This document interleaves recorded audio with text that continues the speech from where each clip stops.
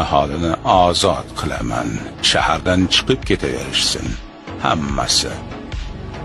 Ayollar, bolalar, keksalar, ritsarlar va jangchilaring ham, hatto malika ham. Allohga qasamki, hech kimga ziyon yetmaydi.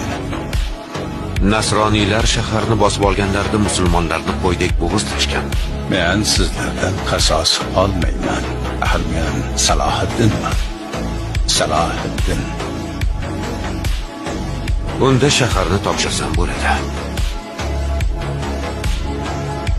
Assalomu alaykum. Va alaykum assalom.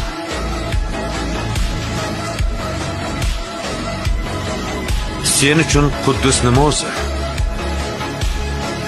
Hech narsa.